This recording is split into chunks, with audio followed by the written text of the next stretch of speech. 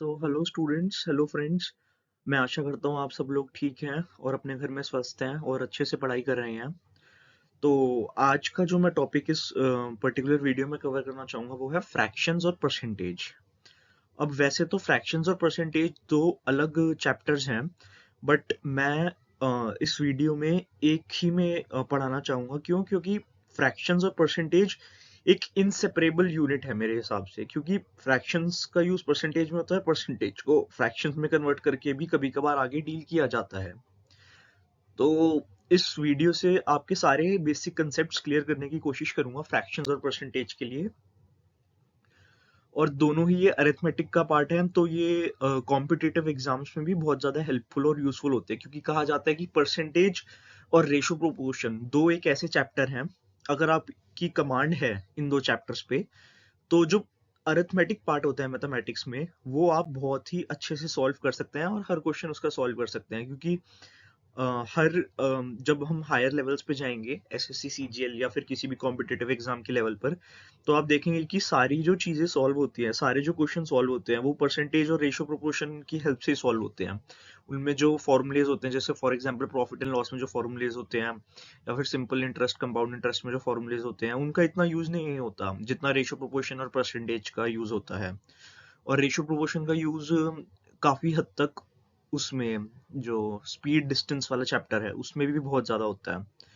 तो कुछ basic formulas और कुछ बेसिक चीजों के अलावा मेनली जो परसेंटेज, फ्रैक्शंस और जिसकी रेशियो एंड प्रोपोर्शन पर कमांड है, वो सभी पूरे अरिथमेटिक पार्ट को ही अच्छे से सॉल्व कर पाएगा। तो चलिए आगे बढ़ते हैं।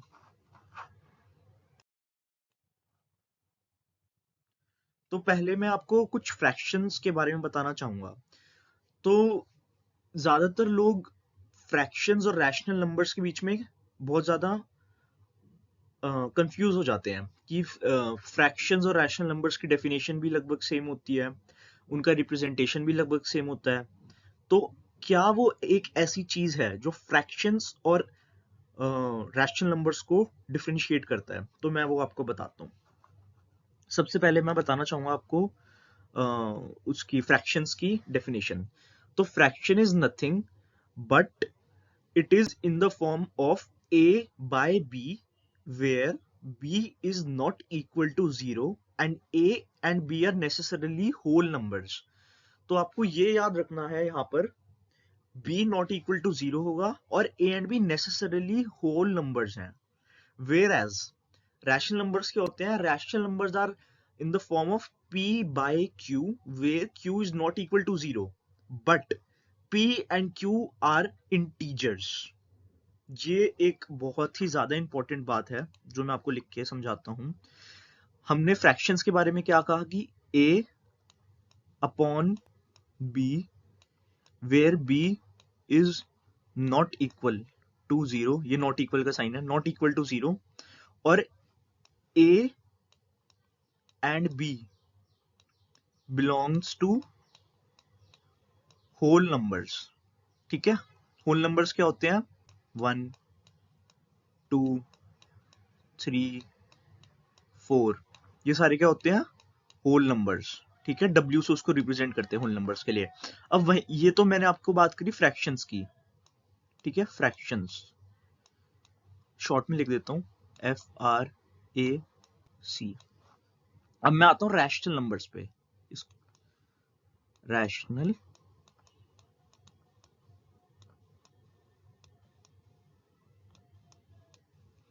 रैशनल नंबर्स क्या होते हैं? उसमें भी P upon Q where Q is not equal to 0, but इधर क्या होता है कि जो P और Q होते हैं वो बिलोंग्स टू इंटीजर्स, मतलब integers i plus i minus. Integers को ऐसे डिनोट करते हैं i से। मतलब यहां पर क्या है कि p q कुछ भी वैल्यू ले सकते हैं, -2 0 1 2 and so on and so long. अब देखो, मैंने दोनों तरफ रैशनल और फ्रैक्शंस की डेफिनेशन लिख दी है मैथमेटिकल टर्म्स में। मैं दोबारा रिपीट करता हूँ, फ्रैक्शंस कुछ नहीं होते बट a बाई बी की फॉर्म में नंबर्स होते हैं, जहां पर b नॉट इक्वल टू 0 होता है, और a और b नेसेसरली होल नंबर्स ही हो सकते हैं। होल नंबर्स के अलावा फ्रैक्शंस में वैल्यू वो लेता ही नहीं है, ठीक है। तो जो इसका सेट होगा, जो नंबर्स का सेट होगा, वो कहाँ से होगा? 1 से लेकर इंफिनिटी तक, ठीक है। 1 से लेकर इंफिनिटी तक जो भी वैल्यूज कोई भी वैल्यूज फ्रैक्शन ले सकते हैं। मेनली पॉजिटिव ही होता है फ्रैक्शंस, ये आप याद रख सकते हो सिंपल टर्म्स में कि पॉजिटिव ही होते हैं फ्रैक्शंस। होल नंबर्स वाली वैल्यू ही ले सकते हैं, होल नंबर्स 1 से लेकर इंफिनिटी तक जाते हैं, ठीक है। अब वही रैशनल नंबर्स क्या होते हैं? जो p बाई क्यू की फॉर्म में हो। देखो फॉर्म फ्रैक्शंस और रैशनल नंबर्स की सेम है, इसको कंपेयर कर सकते हो। अब इसलिए मैंने इनको ऑपोजिट साइड्स पे लिखा है। a और b की जो फॉर्म है वो p बाई क्यू वाली फॉर्म है, सेम है, और q is not equal to 0 यहाँ पर, और यहाँ पर b is not equal to 0, ये यहाँ तक सेम है। पर फर्क कहाँ जाता है डेफिनेशन में? यहाँ पर जब a और b दोनों होल नंबर्स में बिलोंग करते हैं फ्रैक्शंस में, और p और q इंटीजर्स को बिलोंग करते हैं, i प्लस और i नेगेटिव, मतलब दोनों ही इंटीजर्स, सारी ही इंटीजर्स की वैल्यू ले सकते हैं। तो जो इसका सेट होता है वो कहाँ से होता है? वो होता है माइनस इंफिनिटी से इंफिनिटी तक, ठीक है। ये बहुत ही ज्यादा इंपॉर्टेंट कंसेप्ट है, ये कोई नहीं बताता इतना ज्यादा फ्रैक्शंस या परसेंटेज से पढ़ाने के लिए, फ्रैक्शंस और परसेंटेज पढ़ाते वक्त। बट मेरा मोटिव ये होता है कि मैं जो भी चीज आपको बताऊं या पढ़ाऊं वो बिल्कुल बेसिक से बताऊं, ताकि डाउट का कहीं भी कोई भी जगह ना बचे। डाउट के लिए there is no room for doubt in my sessions, doubt और प्रॉब्लम्स। और अगर कोई डाउट आता भी है तो यू कैन कमेंट बिलो। हाँ जी, तो मैं आप दोबारा रिपीट कर देता हूँ क्योंकि ये बहुत इंपॉर्टेंट चीज है जो मैं आपको बता रहा हूँ, और मैं इनका भी आपको अभी मीनिंग बताता हूँ। ये यहाँ पर स्क्वायर क्यों डाला और यहाँ पर सर्कुलर, और यहाँ पर दोनों सर्कुलर ब्रैकेट्स क्यों डाले? देखो, फ्रैक्शंस क्या होते हैं? फ्रैक्शंस होते हैं any number in the form of a upon b where b is not equal to 0 and a and b belong to whole numbers. Whole numbers क्या होते हैं? जो 1 से लेकर इंफिनिटी तक के होते हैं, पॉजिटिव वाले। पॉजिटिव ही होगा, 1 से आगे जो भी नंबर होगा वो पॉजिटिव ही होगा इंफिनिटी तक। तो ये होता है फ्रैक्शन का रिप्रेजेंटेशन। और रैशनल नंबर्स का क्या रिप्रेजेंटेशन होता है? Any number in the form of p by q where q is not equal to 0 and p and q belong to integers. Integers positive और नेगेटिव दोनों। तो इंटीजर्स क्या होते हैं? जो नेगेटिव भी हो सकते हैं और पॉजिटिव भी हो सकते हैं। तो इसका सेट होता है माइनस इंफिनिटी से इंफिनिटी तक। अब देखो, स्क्वायर ब्रैकेट का क्या मतलब होता है कि this one is also included. अब इंफिनिटी में स्क्वायर ब्रैकेट तो डाल नहीं सकता क्योंकि इंफिनिटी की तो हमें वैल्यू नहीं पता होती क्या होता है, तो इसलिए होता है सर्कुलर ब्रैकेट। और अगर यहाँ पर भी मैं सर्कुलर डालता स्क्वायर की जगह तो इसका मतलब है कि वन इंक्लूडेड नहीं होता।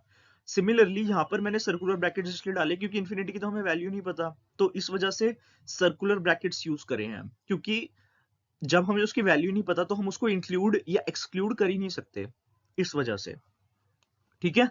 तो ये होते हैं फ्रैक्शंस, ये होता है रैशनल नंबर्स। बस ये डिफरेंस होता है, इसको आप हाईलाइट कर लो। This is the major difference. यहाँ पर होल नंबर्स एंड यहाँ पर इंटीजर्स, ठीक है। इसको आप प्लीज नोट कर लेना, मेरी आपसे रिक्वेस्ट है, क्योंकि ये एक बहुत माइन्यूट सा बट एक फेटल गलती करने के चांसेस होते हैं जब भी हम क्वेश्चन आगे सॉल्व करेंगे। तो इस चीज को मैं आपसे रिक्वेस्ट करता हूँ कि नोट कर लीजिएगा। अब फ्रैक्शंस की टाइप्स क्या होती हैं? तो फर्स्ट टाइप होती है प्रॉपर फ्रैक्शंस। प्रॉपर फ्रैक्शंस कुछ नहीं होता, एक फ्रैक्शन जो 1 से लेस है और जिसका न्यूमरेटर डिनोमिनेटर से छोटा है। अब देखो, this is known as the numerator. इसको क्या कहते हैं?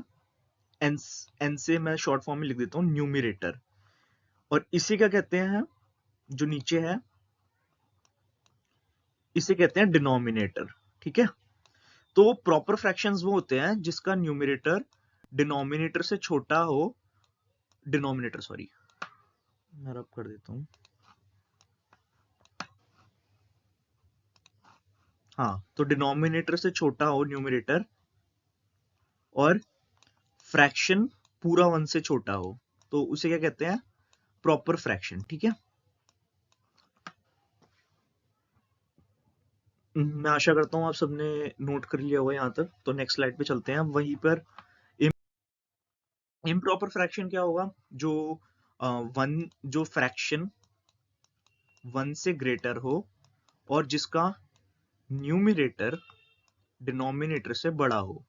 ठीक है, तो ऐसे फ्रैक्शंस को हम कन्वर्ट कर देते हैं मिक्स्ड नंबर में। मिक्स्ड नंबर क्या होते हैं, देखो, एक तो प्रॉपर नंबर्स होते हैं जो 1 2 3 4 5 6 7 8 होते हैं नंबर्स। ठीक है, फिर एक होते हैं फ्रैक्शंस जिनको ऐसे डिनोट करते हैं।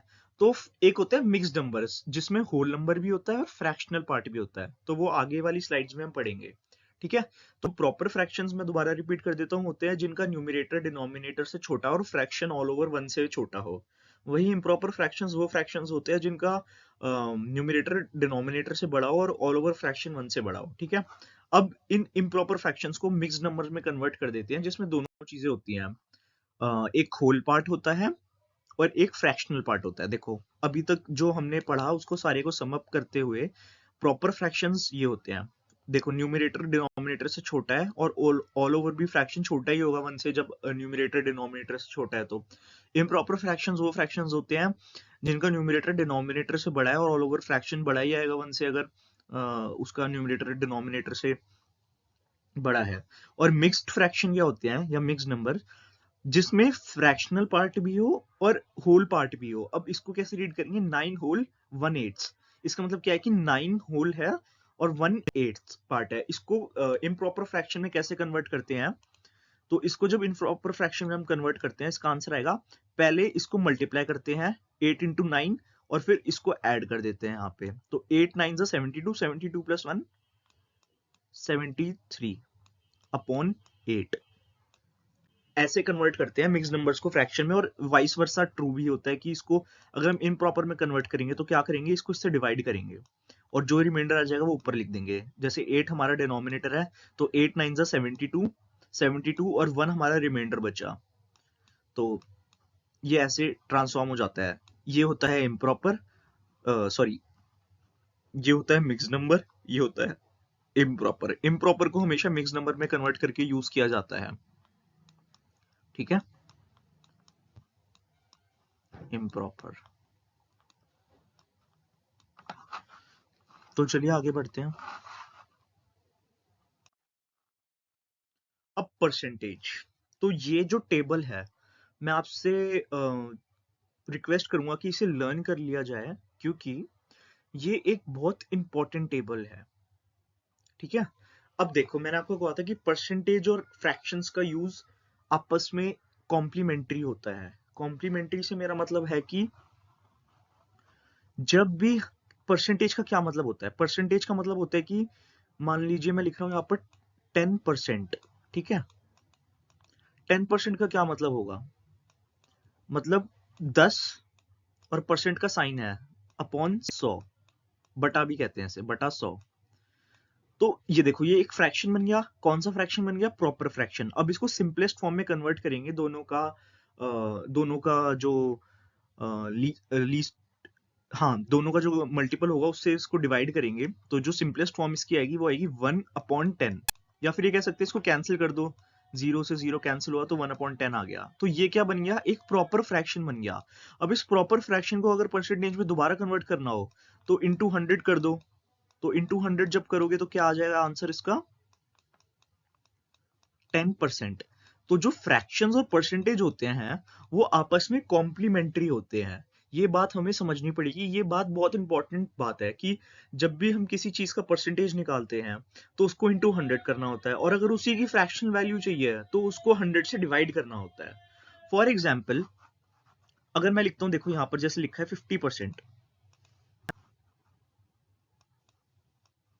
ठीक है, फर्स्ट वाला जो मैं ले रहा हूँ, 50% का मतलब क्या हुआ, अगर मान लो मैं कहूं कि कन्वर्ट 50% इनटू फ्रैक्शन, तो इसका क्या आ जाएगा, 50 अपॉन 100। क्यों, जैसे ही परसेंटेज का साइन हटता है वैसे ही नीचे 100 आ जाता है। ठीक है, ये बात हमेशा याद रखनी है। तो 50 टाइम्स 2 क्या होता है, 100। तो जब इसको सिंपलेस्ट फॉर्म में लिखोगे तो 1/2 आ जाएगा। ठीक है, तो ये इसी को ही शो कर रहा है। अब मैं आपको एक एग्जांपल से समझाता हूँ। मान लीजिए आपके पास एक एप्पल है, उसको आप दो पीस में कट करते हो नाइफ से। तो जो एक एप्पल है, उसके एक एप्पल है, उसके दो ऐसे पीस हो गए। तो जो ये पार्ट है, मतलब 2 पीस हो गए, तो और मैं कहता हूँ कि नाइफ से मैंने उसको हाफ में ही काटा है, ठीक है? तो जो ये पार्ट है वो किसको रिप्रेजेंट कर रहा है? हाफ को, ठीक है? और ये जो दूसरा पार्ट है ये कितने को रिप्रेजेंट करेगा? हाफ को। अब कोई पूछता है कि इसकी मेरे को परसेंटेज वैल्यू बताओ कि इस पीस की वैल्यू परसेंटेज में कितनी है, या इस पीस की वैल्यू परसेंटेज में कितनी है। तो ये देखो, ये फ्रैक्शनल तो दे ही रखा है हमें, अब इसको परसेंटेज में कन्वर्ट करना है, तो इनटू 100 कर दो, तो इसको कैंसिल करके क्या आंसर आएगा? 50। इसका मतलब ये हुआ कि जो एप्पल आपने आधी काटी है उसकी जो परसेंटेज वैल्यू है वो 50 है। समझ आया?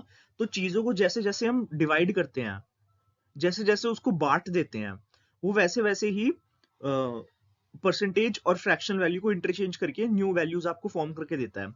अब जैसे ये वाला है, ये देखो, ये एक मिक्स नंबर है क्योंकि ये 100 3 से डिवाइड नहीं होता, 3 का मल्टीपल नहीं है 100, तो इस वजह से इसकी जो फ्रैक्शनल वैल्यू है वो मिक्स्ड फॉर्म में आई है। हाँ, तो हमने ये 1/3 तक अभी कवर करा था।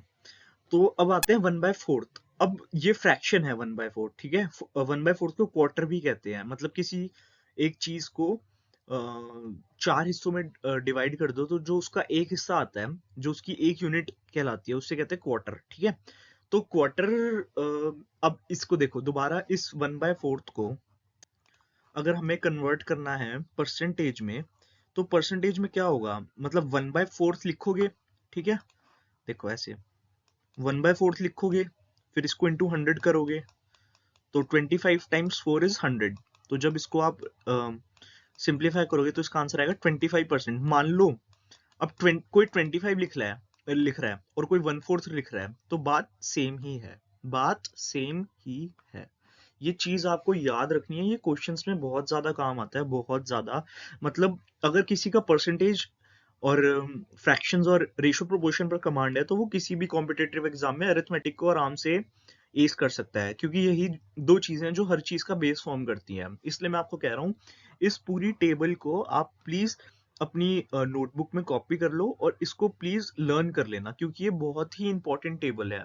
ये आगे तक यूज आती है, ये एसएससी में भी यूज आती है, बहुत ज्यादा यूज आती है, इसी का यूज होता है। तो 1/5 की वैल्यू क्या हो जाएगी? 1/5 इंटू 100, दैट इज 20%। अब कोई 1/5 कहेगा या 20 कहेगा, बात एक ही होगी। अगर ये कहेगा कि कोई फॉर एग्जाम्पल आपके पास 50 चॉकलेट्स हैं, तो मेरे को 1/5 उसकी 50 की 1/5 चॉकलेट्स मेरे को दे दो, तो 50 का 1/5 कितना होगा? 10, ठीक है? अब ये कोई कहे कि मेरे आपके पास 50 चॉकलेट्स और 20 मेरे को दे दो, तो 50 का 20% कितना आ जाएगा? वो भी 10 ही आएगा, 20/100 इंटू 50, ठीक है? तो ये चीज बहुत ही ज्यादा इंपॉर्टेंट है, मैं दोबारा कह रहा हूँ, और इसको आप please as it is learn कर लेना। अब 1/6 देखो, जो भी 3 के मल्टीपल्स होते हैं वो 100 को पूरी तरह डिवाइड नहीं कर पाते, 3 के, 7 के, ओके? तो उनका जो कॉरेस्पॉन्डिंग फ्रैक्शनल वैल्यू होता है, या परसेंटेज की जो परसेंटेज के टर्म्स में जो वैल्यू होती है, वो हमेशा मिक्स्ड नंबर के फॉर्म में लिखी जाती है, जैसे 1/7 की लिखी है। तो ये देखो, 14 times 7 is 98, 98 plus 2 is 100, 100/7, value same ही आ रही है। जब आप 1/7 इंटू 100 करोगे तो 100/7 ही आता है, तो जो उसकी मिक्स्ड वैल्यू है। तो क्वेश्चंस में ये वैल्यू पुट कर देते हैं कि इतना परसेंटेज, 14 2/7 परसेंटेज व्हीट या फिर फ्लोर या फिर चॉकलेट या फिर rice, any commodity is taken away, then how much is left, ऐसे क्वेश्चंस आ जाते हैं। अब 1/8 का होता है 12 1/2%, या 12 0.5 भी लिख सकते हो, क्योंकि 0.5 की जो वैल्यू होती है वो 20% होती है, ठीक है? तो 12 1/2% भी लिख सकते हो। सिमिलरली 1/9 की 11 1/9, 1/10 की 1, हाँ, तो 1/10 का क्या होगा? 10%, और 1/11 क्या होगा? 9 1/11%, क्योंकि 11 से भी डिविजिबल नहीं होता 100 पूरा, ठीक है? वैसे 1/12 क्या हो जाएगा? 8 1/3%, ओके? या फिर 8.33%, ठीक है? 1/13 क्या होगा? 7 9/13%। ये बहुत इंपॉर्टेंट है, इसको स्टार मार्क कर लेना, इसको याद कर लेना, ये बहुत इंपॉर्टेंट है। 1/14 क्या होगा? 7 1/7%, या फिर 7.14% भी इसको लिख सकते हो, ठीक है? 1/15 क्या होगा 6 2/3% या फिर 6.66%, ठीक है। वैसे 1/16 क्या होगा 6 1/4% या फिर 6.25%। 1/17 क्या होगा 5 15/17%, ठीक है। 1/18 क्या होगा 5/9%, या फिर इसको आप ऐसे भी लिख सकते हो 5.55%, ठीक है। 1/19 क्या होगा 5/19%, और 1/20 क्या हो जाएगा 5%। तो आप इसको इस टेबल को कंटिन्यू करके 1/25 तक भी ले जा सकते हो, या कहीं तक भी इसको ले जा सकते हो 1/30 तक, ठीक है। क्योंकि 100% क्या होता है 100% क्या होगा 100/100, 100/100, तो ये कैंसिल होके आंसर क्या आ जाएगा 1, ठीक है।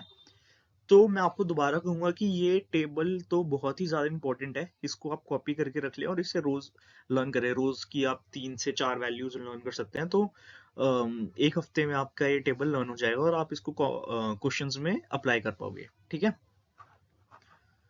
नेक्स्ट स्लाइड पे चलते हैं। तो देखो, अभी हमने बात करी परसेंटेज की, ठीक है। तो परसेंटेज के जो मेजोरिटी क्वेश्चंस होते हैं उनमें ना चेंज पूछते हैं। फॉर एग्जाम्पल कि आज मेरी इनकम 100 रुपीज है, ठीक है। मेरी इनकम है 100 रुपीज, तो मान लो मेरी इनकम 120 हो गई बढ़ के, तो चेंज कितना आया। तो इसको कैसे कैलकुलेट करेंगे परसेंटेज के फॉर्म में। ये पूछते हैं कि कितना प्रतिशत चेंज आया। तो प्रतिशत का क्या मतलब होता है परसेंटेज। तो देखो 100 से 20 बढ़ा, 100 से 120 हो गया, तो मतलब 20 बढ़ा, ठीक है। 20 क्या हो गया हमारा चेंज, ठीक है। चेंज कितने पर बढ़ा 100 पे, ओरिजिनल क्या थी 100 पे, और परसेंटेज का साइन के लिए क्या करेंगे 100 से मल्टीप्लाई।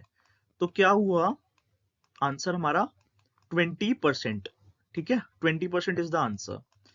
तो मेन चीज ये याद रखनी है कि 100 पर हम पता है क्या करते हैं, जब भी किसी चीज की वैल्यू नहीं दी होती तो उसको 100 लेट कर लेते हैं, 100 के मल्टीपल्स में लेट करते हैं, जैसे 200 300 400 500, क्योंकि उससे क्या होता है कि जो चीज जो देखो परसेंटेज में इंटू 100 करते हैं, तो नीचे अगर डिनोमिनेटर में 100 रखेंगे तो वो कैंसिल होगा ही होगा। तो इस चीज को इन प्रैक्टिकल टर्म्स में मैं ये बताना चाह रहा हूँ कि जो भी चीज जो भी चेंज 100 पर होता है वो उतना ही रिफ्लेक्ट करता है। फॉर एग्जाम्पल 100 से 120 हुआ, तो 100 में सिर्फ 20 बढ़ा, तो वो 20% ही बढ़ा। समझ रहे मेरे कहने का मतलब क्या है कि 100 पर जो भी चीज रिफ्लेक्ट होगी वो अपनी उतनी ही टर्म्स में रिफ्लेक्ट होगी। मान लो यहाँ पर 1000 होता, 1000 से 1200 होता, तो 200/1000 होता, इंटू 100 होता, तो आंसर क्या आता। मान लो यहाँ पर 1000 होता, ठीक है, और यहाँ पर 1200 हो जाता, तो कितना बढ़ा 200 बढ़ा, ठीक है। कितने पर बढ़ा 1000 पर बढ़ा, इंटू 100%। तो देखो 0 से 0 कैंसिल, इससे कैंसिल, तब भी आंसर क्या आता 20% ही। 100 के मल्टीपल्स में जो भी वो आंसर आता है वो उतने ही रेशो में रहता है, उतने ही प्रोपोर्शन से आंसर आता है। तो इसलिए हर चीज को जब भी किसी क्वेश्चन को सॉल्व करो तो हमेशा 100 या 100 के मल्टीपल्स में ही चीज को लेट करना चाहिए, गिवन कॉमोडिटी को लेट करना चाहिए, क्योंकि इससे क्वेश्चन आसान हो जाता है। क्योंकि इंटू 100 करना होता है हमें लास्ट में। देखो ये इंटू 100 परसेंटेज के लिए तो हमेशा कांस्टेंट में रहेगा ही रहेगा। तो इस चीज को करने के लिए हम ओरिजिनल चीज को हमेशा 100 लेट करते हैं ताकि कैंसिल करना आसान हो। ये बहुत ही एक यूजफुल टिप है आपके लिए, किसी भी क्वेश्चन में आप इसको लगा के देख सकते हो, ये हर क्वेश्चन के लिए वैलिड होता है। अब देखो मैं एक और चीज बताना चाहूंगा। मान लो कोई भी फ्रैक्शन है, मान लो मैं कहता हूं कि 20% है, मान लो 20% है, तो 20% मान लो कि एक वस्तु का मूल्य 100 रुपए है, मान लो सीपी 100 रुपए है, तो उसको 20% से बढ़ा दिया जाता है, उसको 20% से इंक्रीज कर दिया जाता है, ठीक है। तो उसका नया सीपी क्या होगा न्यू सीपी।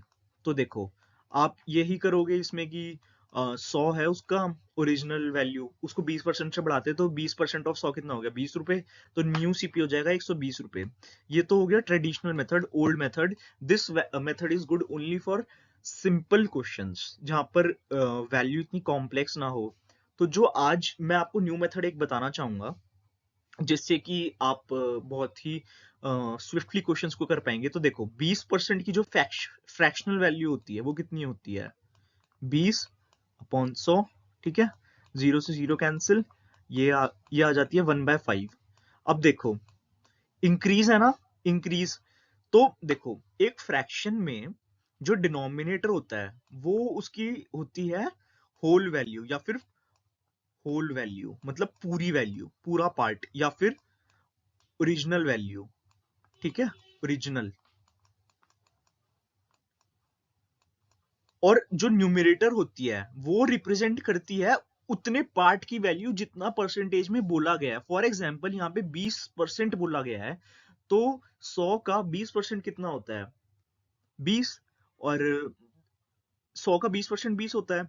तो देखो, ये रिप्रेजेंट वन कर रहा है उस एक पार्ट को 100 में से। 100 इज रिप्रेजेंटेड बाय 5 और एक रिप्रेजेंट कर रहा है 20 को। अब 20 के 5 पीसेस है हमारे पास, तो 20 के 5 पीसेस, 20 को जब 5 बार प्लस करोगे तो आंसर क्या आएगा? 100। तो 100 जो हमारे पास है होल पार्ट है, ओ सॉरी 5 जो है वो होल पार्ट को रिप्रेजेंट करता है, और 1 जो रिप्रेजेंट करता है उस पर्टिकुलर पार्ट को जितने की आपने परसेंटेज पूछी है। फॉर एग्जाम्पल यहाँ पे 40% कर देता तो इसका आंसर क्या आता? 2/5। 40% 100 में से दो भाग को रिप्रेजेंट कर रहा है, 5 में से दो भाग को रिप्रेजेंट कर रहा है। मान लो इसका मैं कर देता 60%, तो आंसर क्या आता? 3/5, मतलब 5 में से 3 पार्ट। ठीक है। अब जब भी ऐसे क्वेश्चन आते हैं कि 20% इंक्रीज है, तो 20% का परसेंटेज फ्रैक्शनल वैल्यू कितना हो गया? 1/5। और 5 क्या है? Whole value. 1 क्या है? जो वैल्यू इंक्रीज करनी है। तो 5 + 1 कितना हो जाएगा? 6। तो जो हमारे पास न्यू वैल्यू आएगी, सॉरी 5 + 1, 5 + 1 क्या हो जाएगा? 6। ये हमारी क्या है? न्यू सीपी है। न्यू सीपी को रिप्रेजेंट कर रहा है। अब देखो ध्यान से सुनना। एक वस्तु है जिसका सीपी 100 रुपए है ओरिजिनली, उसको 20% से इंक्रीज कर दिया जाता है। 20% की फ्रैक्शनल वैल्यू क्या है? 1/5, जहां पे 5 होल को रिप्रेजेंट कर रहा है, 1 इंक्रीज को रिप्रेजेंट कर रहा है, और 6, 5 + 1 6, होल प्लस न्यू 6 किसको रिप्रेजेंट कर रहा है? न्यू को। तो 5 की वैल्यू क्या है यहाँ पे? 5 ओरिजिनल है, होल पार्ट है, उसकी वैल्यू क्या है? 100 जो ओरिजिनल सीपी है। तो 6 की क्या वैल्यू होगी? मेन बात यह है। तो 5 इसको कैंसिल करो, 5 1 5, 5 2 10। तो देखो, एक की वैल्यू 20 है। ठीक है, एक की वैल्यू 20 आ गई, तो 6 की वैल्यू क्या आएगी? 120। 6 × 20। समझे? ये बहुत ही ज्यादा इंपॉर्टेंट कंसेप्ट है, सारे क्वेश्चन इसी से सॉल्व करने हैं हमें आगे से, इसलिए मैंने वो आपको टेबल लर्न कराई थी। मान लो यहाँ पर होता कि 1/4%, मान लो कहते कि 25% से इंक्रीज करा है प्राइस। ठीक है, सीपी वही 100 है, 25% से इंक्रीज करा है। 25% का फ्रैक्शन वैल्यू क्या होता है? 1/4। इसका मतलब क्या है? 4 ओरिजिनल है और एक बढ़ानी है, तो न्यू क्या आ जाएगी? 5। ठीक है, तो 4 की वैल्यू क्या है? 100। जो हमें ओरिजिनल सीपी दे रखा है यही तो दे रखा है हमें 100। ठीक है, तो एक की वैल्यू कितनी हो गई? 25। 25 × 4 = 100। तो नया 5 है। जब एक की वैल्यू 25 है तो 5 की वैल्यू कितनी होगी? 25 × 5, दैट इज 125। ठीक है, इसी कंसेप्ट से सारे क्वेश्चन होंगे। इसी कंसेप्ट, मतलब आपको बस ये याद रखना है कि डिनोमिनेटर होल पार्ट होता है। ठीक है, न्यूमरेटर वो पार्ट होता है जो घटाना या बढ़ाना है, और जो न्यू पार्ट आता है वो घटाने या बढ़ाने से डिनोमिनेटर में आता है। फॉर एग्जाम्पल, मैं ये कहता कि 20% कम है, तो 20% की फ्रैक्शनल वैल्यू क्या है? 1/5। ठीक है, 5 होल है, न्यू पार्ट है, 5 की वैल्यू क्या है? 100। अब इसमें क्या है कि कम करा है, तो 5 में से एक गया, न्यू वैल्यू क्या आएगी? 5 - 1, दैट इज 4। ठीक है, तो एक की वैल्यू 20 आ गई, तो 4 की वैल्यू कितनी आ गई? 80 आ गई। ठीक है, आप इसको वैसे भी कैलकुलेट कर सकते हो। 100 का 20% कितना होता है? 20। तो 100 में से 20 को जब घटाओगे तो 80 ही तो बचेगा, और 80 हमारा आंसर आ रहा है। तो हमें ऐसे करना है क्वेश्चंस को अब से, क्योंकि ये बहुत ही ज्यादा एक इंपॉर्टेंट, बहुत ही ज्यादा कन्वीनियंट मेथड है, जिससे आपके सारे डाउट्स, सारे क्वेश्चंस जल्दी से क्लियर होंगे, और सारे डाउट्स क्लियर होंगे, और सारे क्वेश्चंस जल्दी से सॉल्व हो पाएंगे। एसएससी में इसी मेथड को यूज करना है। ठीक है, तो गाइस थैंक यू। और ये बहुत एक इम्पॉर्टेंट वीडियो थी, बहुत ही इम्पॉर्टेंट कंसेप्ट्स मैंने इसमें बताए हैं। तो पहला मेरा ये है कि अपनी डेफिनेशन को क्लियर करो, फ्रैक्शन और रैशनल नंबर्स की कहाँ पे डिफरेंस होता है। a/b where b is not equal to 0, and a and b are whole numbers, necessarily whole numbers, या फ्रैक्शन का होता है। p/q where q is not equal to 0 and p and q are integers, both positive and negative, ये rational numbers का होता है। फिर मैंने आपको कहा कि वो परसेंटेज का जो पूरा चार्ट है वो याद करना है, और फिर मैंने आपको ओरिजिनल और न्यू वैल्यू फाइंड आउट करना सिखाया। तो अगर आपको कोई भी डाउट आता है तो आप कमेंट सेक्शन में जरूर मेरे को बता सकते हैं, और प्लीज मेरी रिक्वेस्ट है कि आप मेरी वीडियोस को लाइक करें और शेयर करें, ताकि ज्यादा से ज्यादा स्टूडेंट्स या फिर जो भी हमारे फेलो मेट्स है वो मेरी वीडियो से फायदा उठा सके। मैं हर चीज को काफी क्लैरिटी से, काफी आराम से चीजों को समझाता हूँ, तो इस वजह से सबका बेनिफिट हो। Thank you.